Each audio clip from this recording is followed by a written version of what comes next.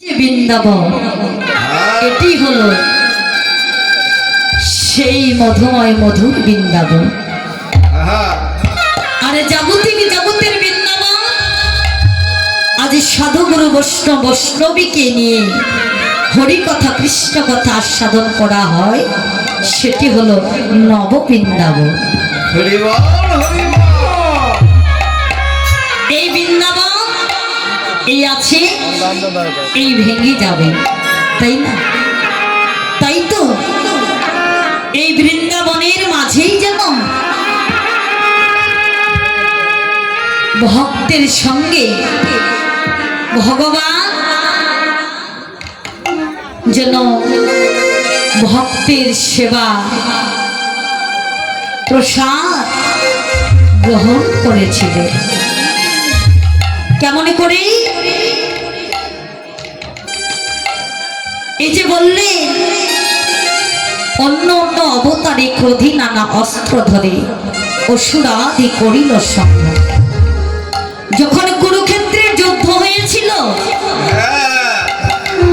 পঞ্চ পাণ্ডবকে সঙ্গে করে ভগবান শ্রীকৃষ্ণ আমার যুদ্ধে গিয়েছিলেন। যুদ্ধ করিতে করিতে অর্জুনের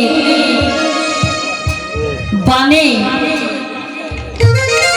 পঞ্চ পাণ্ডবের বাণে কত শত জীব যেন নিধন হয়েছিল, তাই না? তাতে কি হয়েছিল? অপরাধ। জীব হত্যা কিন্তু অপরাধ। তাই শাস্ত্রে, গুরু শাস্ত্রে বললে ভক্ত নব নব লক্ষ্য দিয়ে দর্শন করে ভজনের ঘরে স্থির হও। কেননা ভজনের ঘরে যদি স্থির হয়ে থাকতে না পারো, তাহলে জীব জগতে আর আশ্রয় হবে না।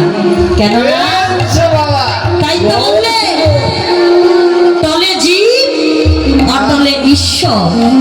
অটল হয়ে যে থাকতে পারবে, সেই ধন আমার অনাদিরাদি গোবিন্দকে লাভ করতে পারবে। সেই কুরুক্ষেত্রের যুদ্ধে আমার পঞ্চ পাণ্ডবগণ জীব হত্যা করেছিলেন, অপরাধ এসেছিল। শ্রীকৃষ্ণ তখন বলেছিলেন, পঞ্চ পাণ্ডব অর্জুন, তোমাদের তো অপরাধ হয়েছে, তাহলে এই অপরাধকে খণ্ডন করবেন কিভাবে? বলছে বৈষ্ণব সেবা দিতে হবে। এই জগতে